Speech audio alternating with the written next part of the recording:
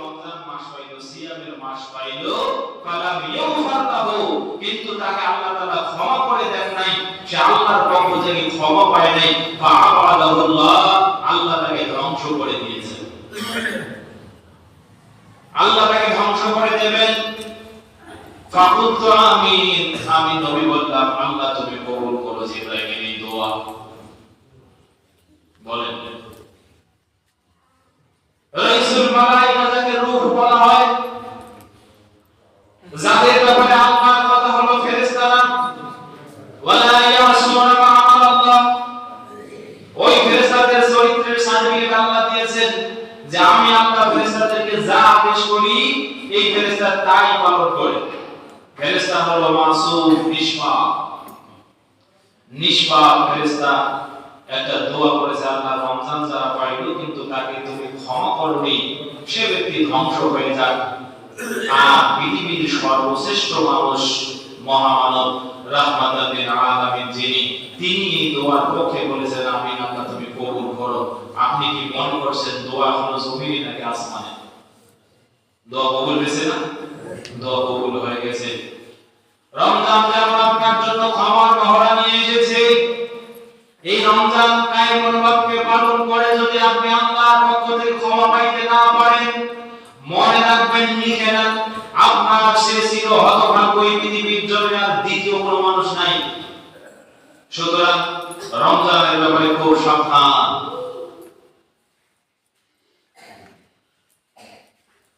মিশকাতুল মাসাবিহ কিতাবুস সিয়াম, বাবু মাসাইলুল মুতাফাররাজাত আন কিতাবুস সিয়াম, এই অধ্যায়ের ফসল নম্বরে আবু হুরায়রা রাদিয়াল্লাহু তাআলা আনহু থেকে হাদিস এসেছে, আল্লাহর নবী মুহাম্মদ সাল্লাল্লাহু আলাইহি ওয়াসাল্লাম বলেছেন, কাম মিন সাইমিন লাইসা লাহু মিন সিয়ামিহি ইল্লা আস-সামা, ওয়া কাম মিন কাইমিন লাইসা লাহু মিন কিয়ামিহি ইল্লা আস-সাহা। আল্লাহ নবী সাল্লাল্লাহু আলাইহি ওয়াসাল্লাম বলেন, শোনো আমার উম্মতেরা শোনো, অনেক সিয়াম পালনকারী পাওয়া যাবে যাদের সিয়ামে শুধু শরীর শুকানো, পেট শুকানো, এই অবস্থা ছাড়া এর সিয়ামের প্রতিদানে কিছু পাওয়া যাবে না। কথা বুঝতে পারতেছেন? অনেক তাহাজ্জুদ গুজার পাওয়া যাবে, যারা রাতের বেলা তাহাজ্জুদ আদায় করবে ঠিকই, কিন্তু তাদের এই তাহাজ্জুদের পক্ষে আল্লাহর কাছে কোনো আজরাত পাওয়া যাবে না। শুধু তাদের আমলনামায় লিখে দেওয়া থাকবে ওই অমুক একটা রাত সে রাত্রি জাগরণ করেছে। সম্মানিত উপস্থিতি, তো যে মানুষটা সিয়াম পালন করলো, এই মানুষটা কি আল্লাহ এই ভয়টা পায় না যে যখন গোটা পৃথিবীর কোনো মানুষ দেখে না তখনও কি এক আঞ্জলি পানি কঠিন তৃষ্ণাতেও সে পান করে? পরে একটা ছোট্ট বাচ্চাকে আপনি শিক্ষা দিয়েছেন যার বয়স 7 থেকে 8 বছর, যে বাবা সিয়াম করবে সূর্যোদয় থেকে সূর্যাস্ত পর্যন্ত, এই পুরা 12টা ঘন্টা বা 14টা ঘন্টা বা 13 ঘন্টা অনাহারে দিনাতিপাত করা। ওই বাচ্চাটা আর কিছু যদি নাও শেখে তাকে আপনি বাধ্য করে এক মুঠি পানি পান করাতে পারবেন।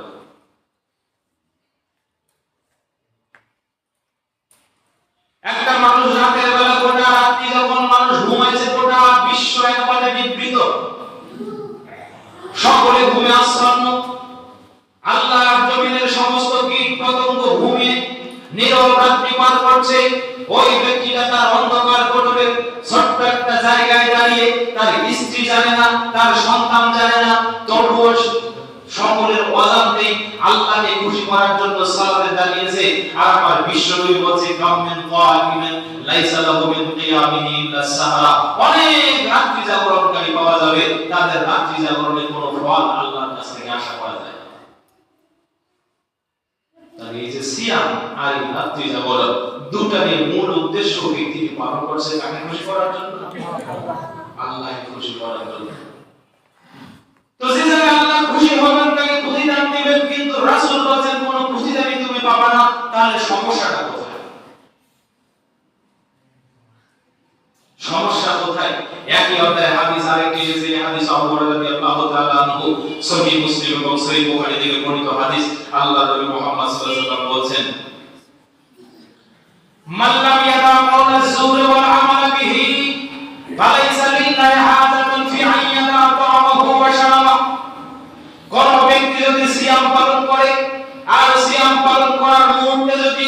মাল্লাম ইয়াদা কাওলাজ জুর, অসংলগ্ন কথা, মিথ্যা কথা, চুগলখড়ি, বেয়াপনা, রাফাস ওয়াল ফুসুক, ফুসুকি এবং অশ্লীলতা ছেড়ে দিতে না পারে, ফালাইসা লিল্লাহি হাজা, আল্লাহর কাছে কোনো প্রয়োজন নাই তার এই সিয়ামের, ফি আইয়াদা তামাহু ওয়া শারাবা, সে তার খাদ্য পানীয় ছেড়ে দিবে, পেট শুকাবে, চর্বি শুকাবে, সূর্যোদয় থেকে সূর্যাস্ত পর্যন্ত অনাহারে দিনে নিবাদ করবে, এটা আল্লাহর কাছে কোনো প্রয়োজন নাই, যদি ব্যক্তি কাওলা জুর ওয়াল আমালা বিহি এই দোষটা ছাড়তে না পারে।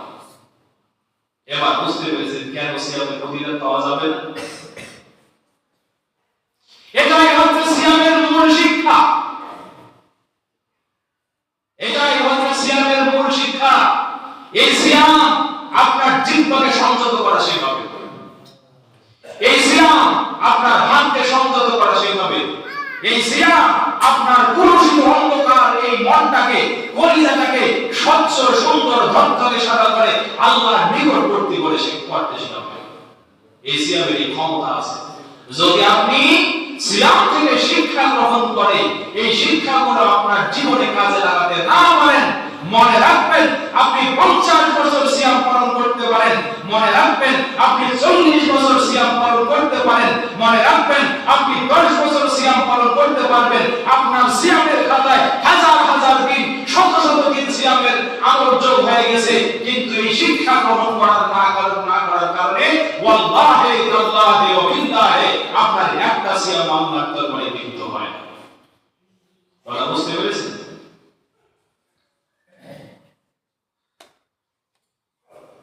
কাওলাজ জুর ওয়াল আমাল বিহি, এর ভিতরে আরেকটি কাজ হলো সালাত ত্যাগ করা।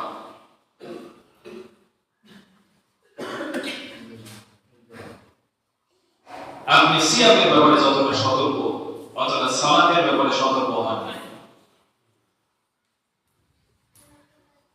কতদিন আমি এই কথা শুনিয়েছি, আর আল্লাহ রাব্বুল আলামিন আপনার উপরে সিয়াম ফরজ করে দিয়েছেনই একটা উদ্দেশ্যে, আপনি যেন প্রতিটা মুহূর্তে, প্রতিটা নিঃশ্বাসে, প্রতিটা কদমে কদমে, প্রতিটি বিশ্বাসে যেন আল্লাহকে আপনার সামনে দেখতে পারেন। কোরআন সূরাতুল বাকারা আয়াত নম্বর 185 আল্লাহ রাব্বুল আলামিন বলেন, ইয়া আইয়ুহাল্লাযীনা আমানু, হে ঈমানদারেরা, কুতিবা আলাইকুমুস সিয়াম, আমি আল্লাহ তোমাদের উপরে ফরজ করে দিলাম সিয়ামকে, যেন তোমরা ভালো করে লিখে ফরজ করে দিলাম। এই সিয়ামের বিপরীতে আমাদের একটা দস্তখত আছে, মনে করে লিখিত হিসাব হবে, কামা কুতিবা আলাল্লাযীনা মিন ক্বাবলিকুম, মন খারাপ করিও না উম্মতে মুহাম্মাদী, শুধু তোমাদের উপরে 30 দিন সিয়াম ফরজ করিনি, বরং তোমাদের পূর্বে ঈসা উম্মতের উপরে, মুসার উম্মতের উপরে, আদমের উম্মতের উপরে, নূহের উম্মতের উপরে, সকলের উপরে সিয়াম ফরজ ছিল, লাআল্লাকুম তাত্তাকুন, উদ্দেশ্য হলো যেন তোমরা আল্লাহকে ভয় করে চলতে পারো। সম্মানিত ভাইরা, সরাসরি আল্লাহ রাব্বুল আলামিন কয়েকটি ইবাদতের বিপরীতে আল্লাহ ইবাদতের কথা বলে লাআল্লাকুম তাত্তাকুন এই শব্দটি ব্যবহার করেছেন। এটা একটি। এছাড়াও সূরা বাকারা 21 নম্বর আয়াতে আল্লাহ তাআলা আরেকটি কথা বলেন, ইয়া আইয়ুহান নাস উবুদু রাব্বাকুম আল্লাযী খালাকাকুম ওয়াল্লাযীনা মিন ক্বাবলিকুম লাআল্লাকুম তাত্তাকুন, হে বিশ্ব মানব মণ্ডলী, তোমরা এক আল্লাহর ইবাদত করো, যিনি তোমাদেরকে সৃষ্টি করেছেন, তোমাদের পূর্ববর্তী মানুষদেরকে সৃষ্টি করেছেন, লাআল্লাকুম তাত্তাকুন, যেন তোমরা আল্লাহ ভীতি অর্জন করতে পারো, আল্লাহ সচেতন হয়ে জীবন যাপন করতে পারো।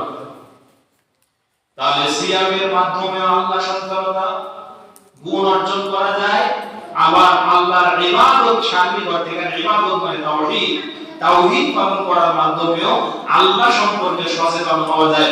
আল্লাহ রাব্বুল আলামিন সূরাতুল বাকারা আবার 179 নম্বর আয়াতে কথা বলছেন, ওয়ালাকুম ফিল কিসাসি হায়াতুন ইয়া উলিল আলবাব লাআল্লাকুম তাত্তাকুন। পৃথিবীতে কিসাস আছে, কিসাস অবৈধভাবে আপনার পরিবারের একজনকে কেউ হত্যা করে ফেলেছে, কিসাস হলো আপনি ওই পরিবার থেকে সমবয়সের, সমমানের, পরিমাণ একজন মানুষকে হত্যা করতে পারবেন? এটা হলো ইসলামী হুদুদ।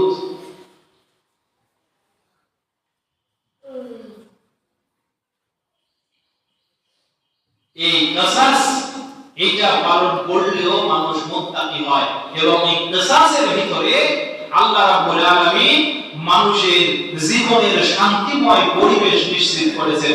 একথা আল্লাহ বলেছেন, ওয়ালাকুম ফিল কিসাসি হায়াতুন ইয়া উলিল আলবাব। হে এই সম্প্রদায়, জেনে রাখো প্রতিশোধ নেওয়ার মাঝে জীবনের শান্তি নিহিত, দুনিয়ার শান্তি নিহিত।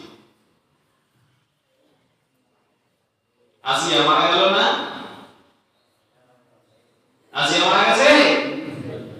রমজান মাস, তবুও জিনা কি থেমে আছে? আমাদের নীলফামারীতে, মাগুরায়, ঢাকায়, দেশের বিভিন্ন প্রান্তে আমার মনে হচ্ছে নতুন করে জিনার পরিবেশ সয়লাভ হয়ে গেছে। অথচ এই দেশে জিনা হবে এই দেশে, তার কারণ হলো অতীতে এই জিনাকে প্রমোশন দেওয়া হয়েছে, প্রমোট করা হয়েছে। এই কথা বলে যে যুবক বয়সে তার 100টা প্রেমিক প্রেমিকা থাকবে, এটা যুবক বয়সে একটু একটু হয়, এই জন্য তাকে ছেড়ে উঠে। এই পরিস্থিতি হয়েছে নাকি হয় নাই? তাহলে জ্ঞানতামূলক না বাংলাদেশের সাবেক প্রধানমন্ত্রী শেখের বেটি হাসিনা, যার জ্বালায় আমরা বাঁচি না, এই কথা বলেছি। তো সে তো কিছু বীজ তৈরি করে নিয়ে গেছে দেশে, যারা এখনো স্বপ্নে কল্পনা করে তাদের মা আমার দেশে ফিরে আসবে, তাদের ওই রাম রাজত্ব আমার দেশে কায়েম হবে। এই কারণে অতীতের ওই দোষ যতই ব্রেক ধরার চেষ্টা করুক না কেন, গাড়ি থামে নাই। গাড়ি থেমেছে? তবে আজকে আসিয়ার লাশকে কবরস্থ করার পূর্বে যদি যার প্রিয় ধর্ষিত হলো তার লাশটা যদি রাস্তায় বক্ষ পরিমাণ মাটি করে তাকে লুকিয়ে দিয়ে ঢিলা পাথর মেরে যদি তাকে হত্যা করে দেওয়া যেত, আমার মনে হয় না এই রমজানের পরবর্তী রমজান পর্যন্ত আর কোন জিনার পরিবেশ বাংলাদেশে কায়েম হতো। আল্লাহ নবী মুহাম্মদ সাল্লাল্লাহু আলাইহি ওয়াসাল্লাম বলেছেন, খুযু আন্নী, তোমরা আমার কাছ থেকে ফতোয়া নিয়ে নাও। হে সাহাবীরা, খুযু আন্নী, তোমরা আমার কাছ থেকে ফতোয়া নিয়ে নাও, আমি তো চলে যাব। কাদ জাআলাল্লাহু লাকুন্না সাবিলা, জেনে রাখো পৃথিবীর জমিনে যারা জিনার পরিবেশ তৈরি করবে, আল্লাহ তাদের জন্য একটা রাস্তা দেখিয়ে দিয়েছে। তোমরা আমার কাছ থেকে ফতোয়াটা নিয়ে নাও, আমি রাসূল চলে যাব, আমার ফতোয়া পৃথিবীর জমিনে তোমরা কায়েম করবে। হাদিসের অর্থ এরকম। এই কথা বলার পরে আল্লাহ নবী বলেছেন, আমার বিক্রমের বিক্রে জামদুমিয়া ওয়া তাকলিমা আমিল, কোন কুমারী ছেলে অথবা মেয়ে যদি জিনায় লিপ্ত হয়, তাকে 100 চামড়া চাবুক দিয়ে প্রহার করো। কয়শো? চামড়া চাবুক দিয়ে 100 বার প্রহার করো। ওয়া তাকলিমা আমিল, এবং তাকে 1 বছরের জন্য বাড়ি থেকে বের করে দাও, দেশান্তর করে দাও। এটা হলো শাস্তি। ওই যে আমরা ওদেরকে শুনছিলাম কালা পানি, মানে পুলিশের নাকি কি একটা জায়গা আছে, তারা দুর্ধর্ষ কঠিন মানে অপরাধীদেরকে একটা দ্বীপে নিয়ে রেখে আসে, সেখানে একাই থাকবে, একাই ঘুমাবে, একা একা শুদ্ধ হয়ে আবার নির্দিষ্ট মেয়াদ পরে ফিরিয়ে আনা যাবে, এরকম মনে হয় কিছু একটা কালা পানি নামে ছিল। আল্লাহ নবী বলেছেন তাকে 1 বছরের জন্য দেশান্তর করো। এটা গেল অবিবাহিত নারী পুরুষের ব্যাপার। কিন্তু যদি কোনো বিবাহিত নারী এবং পুরুষ জিনা করে, ওয়াসাইয়িবু বিসাইয়্যিবি জালদুমিআতা ওয়ার রাজম, তাকে রজম করার পূর্বে 100 বার চাবুক দিয়ে বেত্রাঘাত করো, এরপরে আবদ্ধ মাটিতে পুঁতিয়ে দূর থেকে ঢিল পাথর ছুঁড়ে মারো, সেজন্য পাথরের আঘাতে কাঁপতে কাঁপতে চিৎকার করতে করতে মৃত্যুবরণ করবে।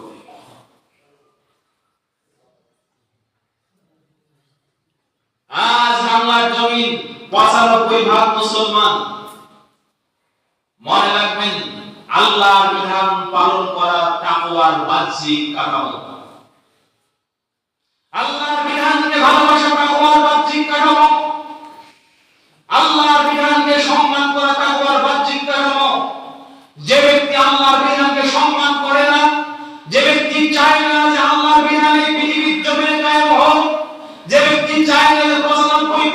মুসলমানের দেশে আল্লাহর বিধান পরিপূর্ণভাবে বলবৎ থাকো। আল্লাহর কসম করে বলতে পারি, ওই ব্যক্তি নামে মুসলমান হলেও, ওই ব্যক্তি বাহ্যিকভাবে ঈমানদার মনে হলেও আল্লাহর দৃষ্টিতে সে ঈমানদার নয়, সে মুসলমান নয়। আপনি আল্লাহর আইনের বিরোধিতা করার কারণে ওই ব্যক্তিটাকে স্পষ্ট কাফের বলে সম্বোধন করতে পারেন। কথা বুঝতে পারেন নাকি পারেন না? সোনার দেশে সোনার ফসল চান, কিন্তু সোনার মানুষ তৈরি করতে আপনারা বড় গাফেল। সোনার দেশে সোনার ফসল চান, কিন্তু সোনার মানুষ তৈরি করতে আপনারা বড় গাফেল। এই গাফলতির প্রতিটা জবাব আপনাদেরকে আল্লাহর দরবারে দিতে হবে। মনে রাখবেন, লা তাযুল্লু কদামা ইবনে আদম হাত্তা ইউসআল আন খামস। পাঁচটা প্রশ্নের উত্তর না দেওয়া পর্যন্ত আপনি আল্লাহর সামনে থেকে এক বিগত পা বাড়াতে পারবেন না। আন হায়াতিহি ফিমা ফানা, জীবনের হিসাব হবে কোন পথে জীবনটাকে খুইয়ে দিয়েছো। আজ আল্লাহর জমিনে যদি এই বাংলার জমিনে একটা বিধান শুধু কায়েম করা যেত, আযানিয়াতু ওয়াযানি ফাসবিদু কুল্লা ওয়াহিদিন মিনহুমা বিআতা যাল্লা, জিনাকার জিনাকার যদি ধরা পড়ে তাদের প্রত্যেককে 100 দৌড়ানো।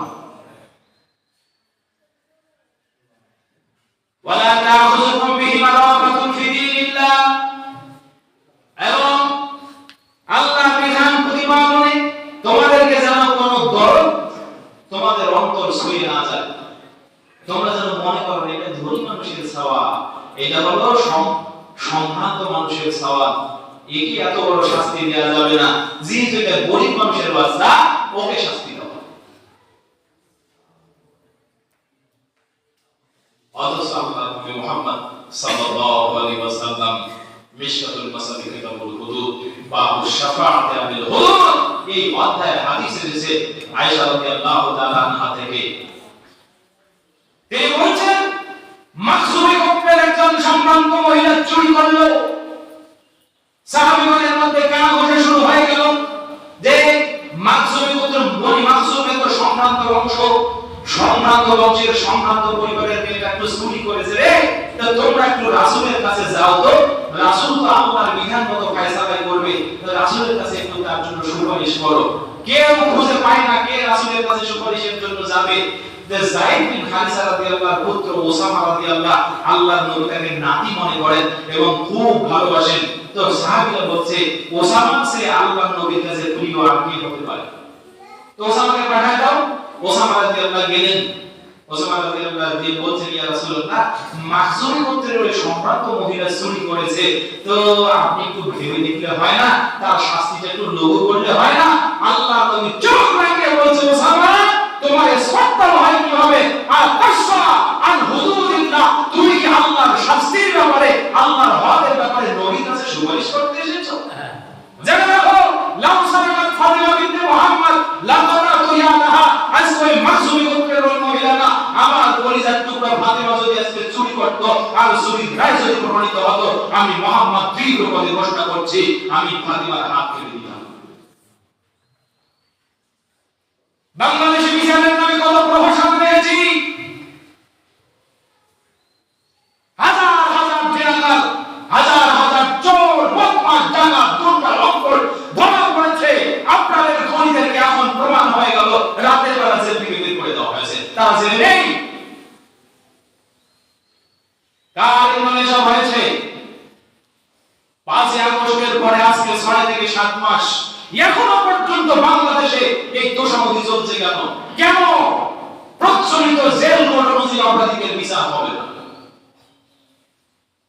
ইসলামী হুকুমত অনেক দূর। আমরা চাইবো প্রতিটা জিনাকারীর বিচার ইসলামী আইন দিয়ে হোক। আমরা চাইবো প্রতিটা চোর, লম্পট, গুন্ডার বিচার ইসলামী আইন দিয়ে হোক। কিন্তু তোমরা যদি সেটাও করতে না পারো, বাংলাদেশের চুরির জন্য যে বিধান আছে, বাংলাদেশের জেলার জন্য যে বিধান আছে, ফাঁসি কাষ্টে ঝুলিয়ে তাকে শাস্তি দেওয়া, মৃত্যু নিশ্চিত করা, সেই বিধানটাও তোমরা এ পর্যন্ত আমার বোন সেই আসিয়ার লাশ কবরস্থ করা হলো, প্রমাণ সাপেক্ষে এখনো তার জেনাকার, তার ওই রেজিস্ট্রি কেন গ্রেফতার করে সর্বোচ্চ শাস্তির সম্মুখীন করা হয়নি? এটা কি বাংলাদেশের 95% আপনার মুসলিম জনতার প্রাণের দাবি হয় কিনা বলেন? সম্মানিত উপস্থিতি, আপনাকে আমাকে ঘুরে দাঁড়াতে হবে, আপনাকে আমাকে ঘুরে দাঁড়াতে হবে। আপনি যদি আল্লাহকে ভয় করে চলতে চান, আপনি যদি চান যে পৃথিবীর জয়ে আমি নিশ্চিন্তে, নির্বিঘ্নে, নিঃসংকোচে আল্লাহ বিধান পালন করে সর্বময় জান্নাতি মানুষ হয়ে মৃত্যুবরণ করতে চাই, তাহলে আপনাকে একটি ইবাদতের পরিবেশ তৈরি করতে হবে। জেনে রাখবেন, ডানে বাঁয়ে উপরে নিচে কাদা আর জঞ্জাল রেখে পবিত্র থাকা যায় না। আপনার পরিবেশটাকে ময়লা মুক্ত করতে হবে। সেজন্য চাই ইসলামী হুকুমত গঠন করার মতো মানসিকতা। সেজন্য চাই ইসলামী আইন বাস্তবায়ন যারা করবে সেরকম মানসিকতার মানুষ। আমার ভাইরা, আল্লাহ রাব্বুল আলামিন আমাদেরকে আমাদের জীবনের প্রতিটি ক্ষেত্রে তাকওয়া অবলম্বন করে চলার তৌফিক দান করুন। আল্লাহুম্মা আমিন। জীবনের প্রতিটি ক্ষেত্রে যদি আপনি তাকওয়া অবলম্বন করতে পারেন, আপনি যদি জীবনের প্রতিটা মুহূর্তে আল্লাহকে স্মরণ করে চলতে পারেন, আমি গোটা কোরআন খুঁজে খুঁজে আপনার জন্য সার্বিকভাবে 3টি পয়েন্ট বের করেছি। তাকওয়া অবলম্বন করলে আপনি 3টা পুরস্কার পাবেন। কয়টা? জোরে বলেন কয়টা? 3টা। মুখস্থ করেন। 1 নম্বর, তাকওয়ার পুরস্কার হলো আল্লাহু মাআল মুত্তাকিন ওয়া ইউহিব্বুহুম। 1 নম্বর পুরস্কার, যারা মুত্তাকি আল্লাহ তাদেরকে ভালোবাসেন এবং তাদের সাথে আছেন, ফিদ দুনিয়া ওয়াল আখিরাহ, দুনিয়াতে এবং আখিরাতে। এটা কি বড় পাওয়া নয়? যারা মুত্তাকি তাদেরকে ভালোবাসেন কে? আল্লাহ। শুধু ভালোবেসেই ক্ষান্ত হন না, আল্লাহ ঘোষণা দিয়েছেন ইন্নাল্লাহা ইউহিব্বুল মুত্তাকিন। আমি আল্লাহ মুত্তাকিদের ভালোবাসি। সূরা তাওবা আয়াত নম্বর 7। এরপর আবার আল্লাহ সূরা তাওবার 36 নম্বর আয়াতে বলছেন ওয়ালামু আন্নাল্লাহা মাআল মুত্তাকিন। এই বান্দা জেনে রাখো, তুমি যদি আমাকে ভয় করতে পারো, আমি শুধু আসমান থেকে ঘোষণা দিব তোমাকে ভালোবাসি, এই ঘোষণা দিয়েই ক্ষান্ত না, বরং আমি আল্লাহ তোমার সাথে আছি। আইনামা কুনতা, তুমি যেখানে আছো সেখানেই আমি তোমার সাথে আছি। ওয়ালাম, জেনে রাখো, আন্নাল্লাহা, নিশ্চয় আল্লাহ তাআলা মাআল মুত্তাকিন, মুত্তাকিদের সাথে আছেন। একটা কথা শুনে নেই, মাল্লাহুল মাওলা ফালাহুল কুল্লু। আল্লাহ যার হয়ে যায়, গোটা পৃথিবীর সব কিছু তার হয়ে যায়। আর যার আল্লাহ হন না, ওয়াজাফাতিল আরদু বিমা রাহুবাত, গোটা পৃথিবী আপাত দৃষ্টিতে প্রশস্ত মনে হলেও ওর পায়ের নিচ থেকে মাটি সরে যায়। এরপর আল্লাহ বলেন ইন্নাল্লাহা মা'আল্লাযীনা ইত্তাকাও ওয়াল্লাযীনা হুম মুহসিনুন। হে আমার বান্দা, জেনে রাখো, তোমরা যারা আমাকে ভয় করে চলবে, যারা সত্যবাদী অবলম্বন করবে, আমি তোমাদের সাথে আছি। তাহলে এই 3 থেকে 4টি আয়াত আমি পড়ে আপনাকে যেটা বোঝালাম, আল্লাহ আপনার সাথে আছেন যদি আপনি আল্লাহকে ভয় করে চলেন। আল্লাহ আপনাকে ভালোবাসেন, দুনিয়াতেও আপনাকে ভালোবাসেন, আখিরাতেও তিনি আপনাকে ভালোই বাসবেন এবং সাথেও থাকবেন। সবচেয়ে আশ্চর্যজনক পুরস্কার মুত্তাকিদের জন্য।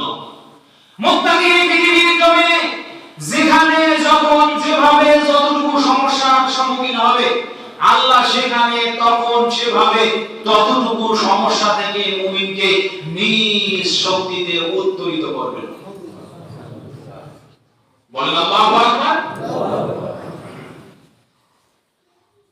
আপনার যতটুকু সমস্যা, যেরকম সমস্যা, যেই জায়গায় সমস্যা, যে সময়ে সমস্যা, আপনি যদি আল্লাহকে ভয় করে চলতে পারেন, আল্লাহ রাব্বুল আলামিন আপনার তৎক্ষণাৎ ওই সমস্যা যত বড় তার চেয়েও বড় সমাধান দিয়ে আপনাকে ওই সমস্যা থেকে উত্তরিত করবেন। প্রমাণ আল্লাহ রাব্বুল আলামিন বলছেন, ওয়ানজাইনাল্লাযীনা আমানু ওয়া কানু ইয়াত্তাকুন, সূরা নম্বর আয়াত নম্বর হচ্ছে 53।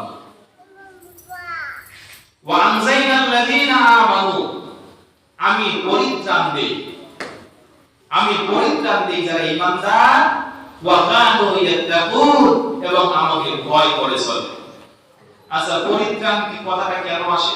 একজন মানুষ বিপদে পড়েছে, উত্তরিত হলে তখন আমরা বলি যে সে বিপদ থেকে মুক্তি পেয়েছে, পরিত্রাণ পেয়েছে। তো আল্লাহ বলেন তুমি যদি তাকওয়া অবলম্বন করো, আমি আল্লাহ তোমাকে বিপদ থেকে পরিত্রাণ দেব। আরো খোলাসা দেখেন আল্লাহ তাআলা সূরা তালাকের 2 এবং 3 নম্বর আয়াতে, 2 নম্বর আয়াতের শেষে এবং 3 নম্বর আয়াতের শুরুতে বলছেন, ওয়া মাইয়াত্তাকিল্লাহা ইয়াজআল লাহু মাখরাজা, বান্দা তুমি যদি আমাকে ভয় করো, আমি তোমার বিপদ থেকে বের হওয়ার জন্য সমস্ত উপায় উপকরণের রাস্তাগুলো খুলে দেব। ওয়া মাইয়াত্তাকিল্লাহা ইয়াজআল লাহু মাখরাজা, আল্লাহকে কেউ যদি ভয় করে, আল্লাহ বলছে তোমার যত বিপদ আসুক না কেন, বিপদ থেকে বের করে দেওয়ার, বের হওয়ার রাস্তা বাতলে দেওয়ার দায়িত্ব আল্লাহ। ওয়া ইয়ারযুকুহু মিন হাইসু লা ইয়াহতাসিব, রিজিকের ভয় করো না। তুমি যদি আল্লাহকে ভয় করে চলো, তোমাকে আল্লাহ রাব্বুল আলামিন এত পরিমাণে রিজিক দেবেন, তুমি হিসাবই করতে পারবে না। তোমার মনে হবে যে আজকে সামনে বিপদের পাহাড়, আমি এখান থেকে কিভাবে উত্তরিত হব। আল্লাহ বলছে বান্দা চিন্তা করো না, তোমার উত্তরণের রাস্তা আমি বের করে দিয়ে রেখেছি, তোমার রিজিকের কোনো ভয় নাই, তোমার রিজিকের রাস্তা আমি প্রশস্ত করে রেখেছি, তুমি রিজিক পাবে, এটা আমার ওয়াদা। আর রিজিক বলতে তো আপনি শুধু বোঝেন যে প্লেটের ভাত মুখে তুলে দেওয়া, তাই না?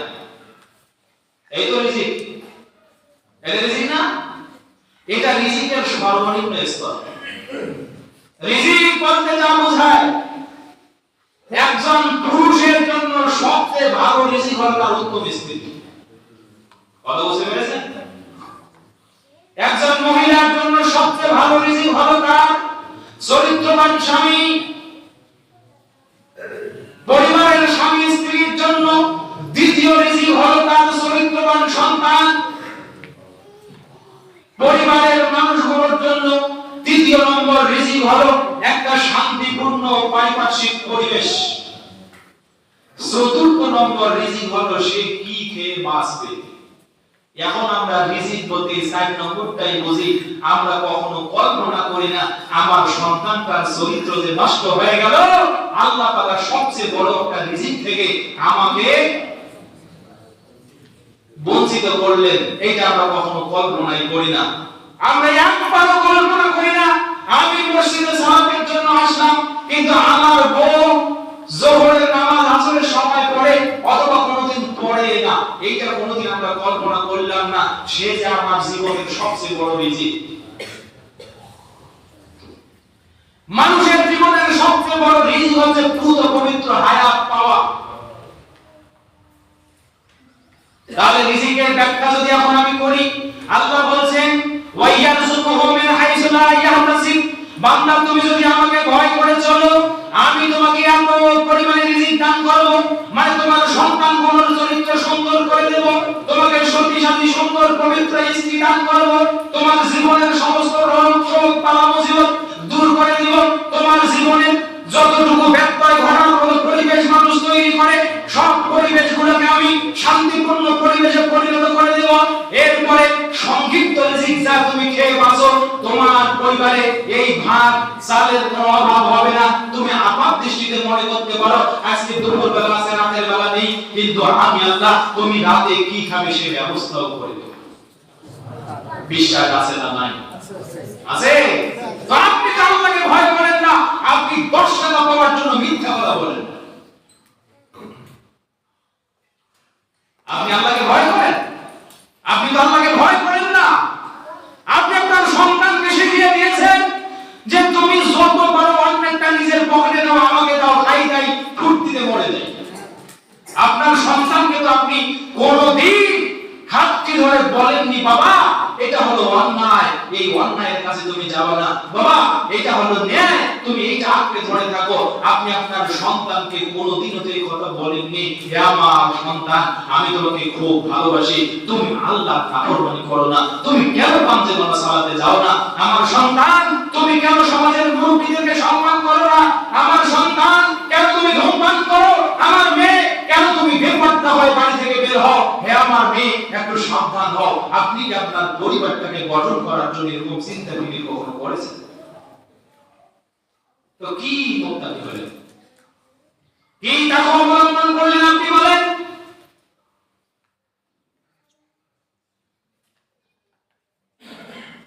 সম্মানিত উপস্থিতি, কথা কি আপনাদের জীবনের প্রয়োজনে নাকি অপ্রয়োজনে বলছি? প্রয়োজনীয় কথা না? আপনার সন্তান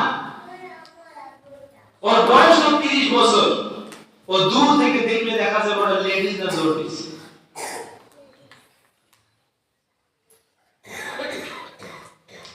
কেন? নবীর সুন্নতকে ভালোবাসতে পারলেন না, তাহলে কি মুত্তাকি হইলেন বলেন? আপনার প্যান্টটা এখনো টাকনুর নিচে পড়ে, অথচ রাসূল বলেন মান বাত্তাইদাহু ফাহুয়া ফিন্নার, যে অহংকার বশত তার প্যান্ট লুঙ্গি টাকনুর নিচে দিয়ে দিল ও জাহান্নামে যাবে, নবীর ঘোষণা। আর আপনার সন্তান ছিঁড়া ফাটা প্যান্ট পরে এই রংপুরের বাজারে ওইটা পরে বাড়িতে মাইকেল জ্যাকসনের মতো চেহারা করে বাড়িতে আসে, আর আপনি বলেন বাবা তোমাকে সেলুন এবং লাইট দিলাম। তো আপনি কিসের মুত্তাকি হতে পারছেন? আপনি আছেন শুধু খাওয়ার ধান্দায়, আপনার জীবনের বড় রিজিক অলরেডি আপনার জীবন থেকে হাতছাড়া হয়ে গেছে। আর আপনি বলছেন রিজিক মানে শুধু খাওয়া না, এই খাওয়াটা হলো সর্বনিম্ন রিজিকের স্তর, রিজিকের সর্বনিম্ন স্তর। সর্বোচ্চ স্তর হলো পুত্র পবিত্র হওয়া, হায়াত পাওয়া। দ্বিতীয় স্তর হলো পুরুষের জন্য ভালো স্ত্রী, মহিলার জন্য ভালো স্বামী। তৃতীয় রিজিক হলো পুত্র পবিত্র সন্তান। চতুর্থ রিজিক হলো ইবাদতের পরিবেশ। পঞ্চম রিজিক হলো খাওয়া। এবার বলেন কোনটা আগে আনিয়ে রাখা দরকার? পরিবেশ, সন্তান, স্ত্রী, নিজেকে, নাকি খাওয়ার জন্য যা পাই পকেটে ঢুকে নিজে বাঁচতে বাপের নাম? কোনটা? বাংলাদেশের মানুষ এই শিক্ষায় শিক্ষিত হয়েছে যে নিজে বাঁচবে বাপের নাম। এই কথা যে দিন বিরোধী, এই কথা যে ইসলাম বিরোধী, এই কথা চূড়ান্ত দিনকে অবমাননা করার শামিল। ইসলামের কথা হলো কুনু আনফুসাকুম ওয়া আহলিকুম নারা, তুমি নিজে বাঁচো, তোমার পরিবারকে বাঁচাও। একা একা জান্নাত নাকি পরিবার সহ জান্নাত? আরে পরিবার মানে আপনি বুঝেননি, পরিবার শুধু আপনার গণ্ডিতে 4-5টা মানুষ নয়, পরিবার মানে গোটা গ্লোবাল ভিলেজ। আপনিও বাঁচবেন, গোটা বিশ্ববাসীকে বাঁচানোর জন্য চেষ্টা করবেন। বলেন হুজুর পরিবারই তো ঠিক করতে পারলাম না, গ্রাম কখন ঠিক করি, বিশ্ব কখন ঠিক করি? আপনার পরিবার ঠিক করার চেষ্টা মানে গোটা বিশ্ব ঠিক করার চেষ্টা। তার কারণ পরিবার থেকে যে মানুষ নিবেন হবে, ওইটা আগামীতে মেম্বার হবে, চেয়ারম্যান হবে, এমপি হবে, মন্ত্রী হবে, গোটা দেশ শাসন করবে। আপনার পরিবারের সভ্য সন্তানটা যদি বাংলাদেশের এমপি হয়, যদি রংপুরের ডিসি হয়, রংপুরের ডিসি মানে গোটা ডিসি আন্ডারে যত আমলা ঝামেলা আছে সব ঠিকঠাক হয়ে যাবে। আপনি আগে পরিবারটা ঠিক করার চেষ্টা করেন। যদি পারেন তাহলে বুকে হাত দিয়ে বলতে পারবেন আল্লাহ আমি তোমাকে ভয় করে চলা শিখেছি। আর যদি না পারেন ওই সুবহানাল্লাহ, আলহামদুলিল্লাহ, আল্লাহু আকবার, লা ইলাহা ইল্লাল্লাহ এই তাসবিহে কোনো কাজ হবে না, হবে না। তাহলে তাকওয়ার দ্বিতীয় পুরস্কার কি? উত্তম রিজিক পাওয়া, তাই না? পৃথিবীতে যত জঞ্জালের কূপ তৈরি হয়, সবগুলো কূপ থেকে আল্লাহকে যদি আপনি ভয় করে চলতে পারেন, আল্লাহ অটোমেটিক্যালি আপনার বের হওয়ার হাজার হাজার রাস্তা করে দেবে। শুধুমাত্র ভয় করা লাগবে কাকে? আল্লাহকে। বলেন, ক্ষমতাধর মানুষের যে সামনে যেই শাকের কলার ধরে, হাজার পাপ করলে ওই মধ্যে বলে না আমি তো এই পাপ করিনি, দোষ স্বীকারই করতে চাই না, অথবা নিজের দোষ অন্যের ঘাড়ে চাপিয়ে দিয়ে ভাগ।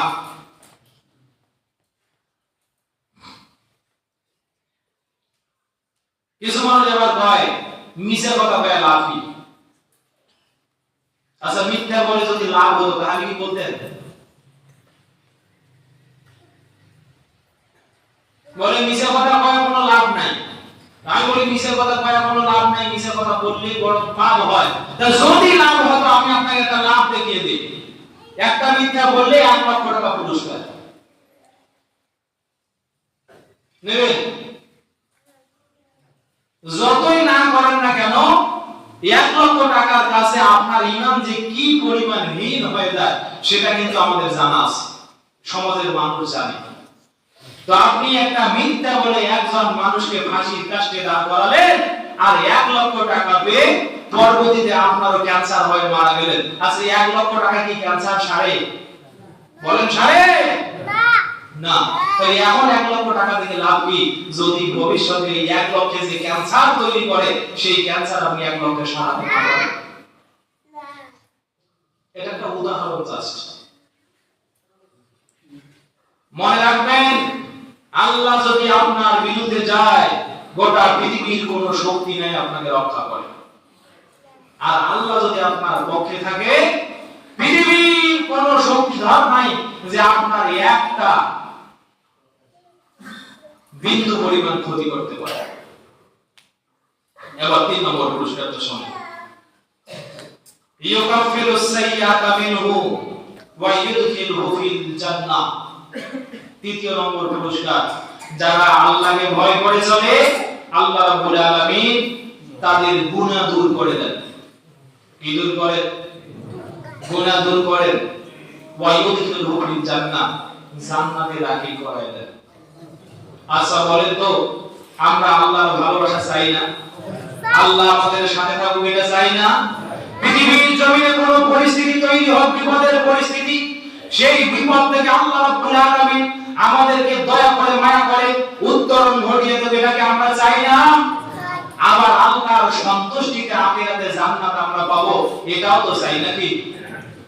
এক তাকওয়ার কারণে যদি তিনটাই পাই, সেই তাকওয়া অবলম্বন করতে এত পরিবশী কেন?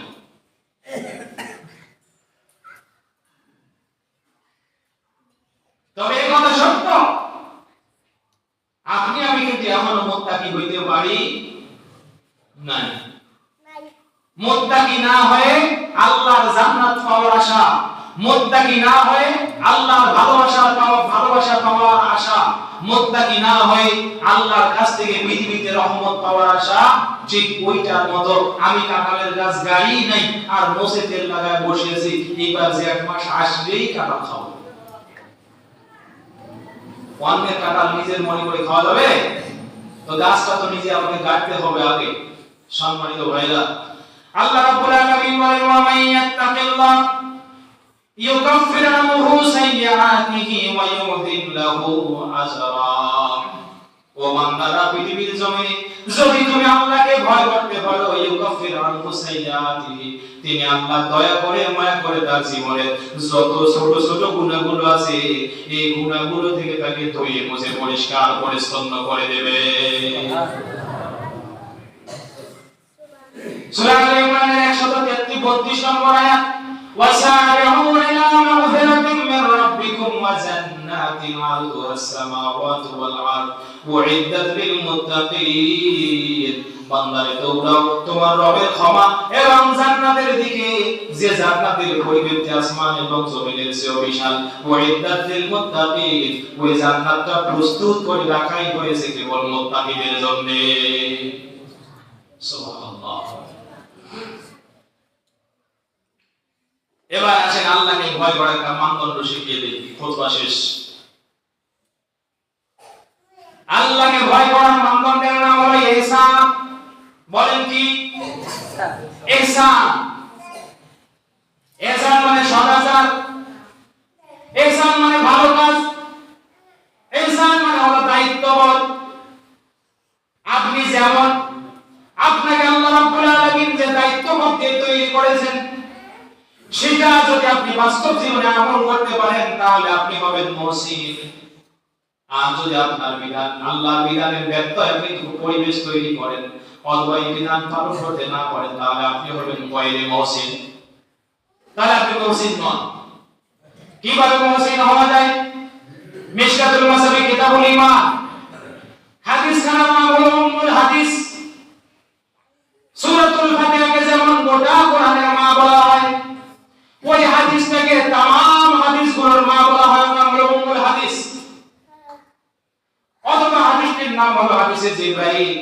জিবরাইল আমিন আল্লাহ নবীর কাছে এসে বলছে, ইয়া রাসূলুল্লাহ, ইয়া মুহাম্মদ, আখবিরনি আনিল ইহসান।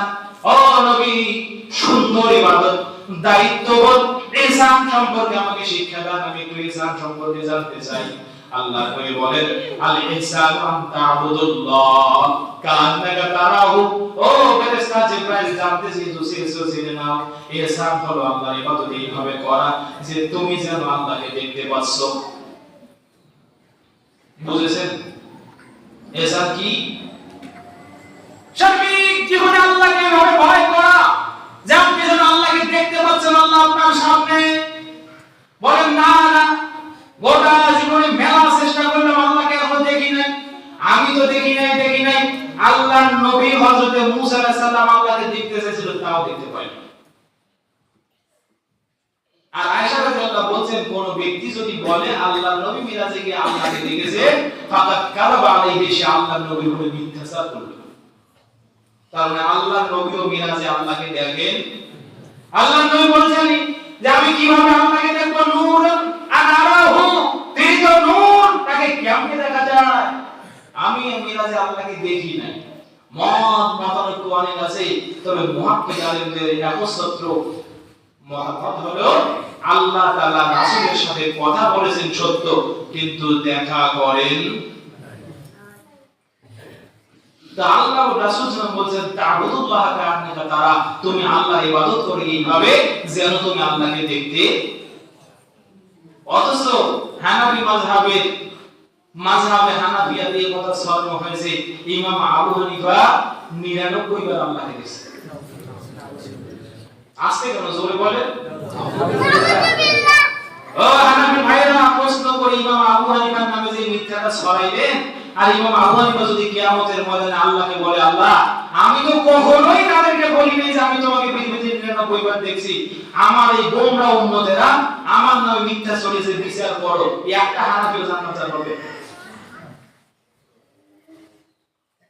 কারণ প্রসঙ্গে কথা বলতে গেলে হিসাব করে কথা। কোরআন বলছে, লান তারানি ইয়া মূসা, হে মূসা দেখতে পাবে না, লা তুদরিকুহুল আবসার ওয়া হুয়া ইউদরিক, পৃথিবীর কোন চক্ষু আল্লাহকে দেখে না, বরং আল্লাহই সমস্ত চক্ষুকে। কোরআনের বিরুদ্ধে আবু হানিফার ফতোয়া যদি যায়, তো সেই ফতোয়া মানবো না। এবার আসেন পরেরটা, ফাইলাম তাকুন তারাহু ফাইন্নাহু ইয়ারা, তুমি যদি মনে করো তুমি আল্লাহকে দেখতে পাও না, তাহলে এটা ভেবে নাও যার সামনে দাঁড়িয়েছো, যে আল্লাহর সামনে, ওই আল্লাহই তোমাকে দেখছেন। চুরির জন্য হাত বাড়িয়েছেন, দেখছেন কে? গীবতের জন্য ঠোঁট বাড়িয়েছেন, দেখছেন কে? হিংসার জন্য রাতের অন্ধকারে বাড়ি থেকে বের হয়েছেন, দেখছেন কে? মানুষের ক্ষতি করার জন্য পা বাড়িয়েছেন, দেখছেন কে? জীবনের প্রতিটি মুহূর্তে যদি মনে করেন আল্লাহু মাই, আল্লাহ আমার সাথে আছে, এইটার নাম হলো আল্লাহ সচেতনতা। এটার নাম কি? এটার নাম কি? আল্লাহ সন্তুষ্টতা। আর রমজান এসেছে আমাদেরকে এটাই শিক্ষা দেওয়ার জন্য। কথা বুঝতে পেরেছেন? তাহলে রমজানের মূল শিক্ষা কি? আমরা যেন জীবনের প্রতিটি মুহূর্তে কাকে স্মরণ করি? আল্লাহকে। সালাতে দাঁড়িয়েছেন, সাজদায় গেছেন, যদি মনে করেন আল্লাহ এই সাজদাটা আমার জীবনের শেষ সাজদা, তুমি কবুল করে নাও। আল্লাহ আমার সাজদা দেখছেন, তাহলে সাজদাটা সুন্দর হবে। আর যদি মনে করেন আমি মসজিদে এসেছি, রমজানে সবাই মসজিদে আসে তাই আমি আসছি, এই সাজদা আল্লাহর জন্য, আপনার নয়, আপনার একটা সাজদা আল্লাহর কাছে উঠবে না, বরং গোমরা হয়ে ওই সাজদাই আপনার বিরুদ্ধে সাক্ষী হয়ে যাবে। যদি মনে করেন সমাজে ভুখা নাঙ্গাকে আমি আমার কুয়ো থেকে দান করব, দেখছেন আল্লাহ, তাহলে আপনার দানটা সুন্দর হবে। যদি মনে করেন ওই যে 10 জন দাঁড়িয়ে আছে, এই মুহূর্তে একজন মিসকিনকে আমি দান করব, ওই 10 জন আমার পক্ষে সাক্ষী দিবে, পরবর্তীতে আমি কোনো ফায়দা পাবো, এই দান আল্লাহর উদ্দেশ্যে নয়, বরং এই দান আপনার বিরুদ্ধে সাক্ষী হয়ে জাহান্নামে যাবে। বলেন সব জায়গায় আল্লাহ আছেন নাকি নাই? আবার বেআকিদা হয়ে না, সব জায়গায় আল্লাহ আছেন মানে আল্লাহর হুকুমত সব জায়গায় আছে। আসুন আল্লাহকে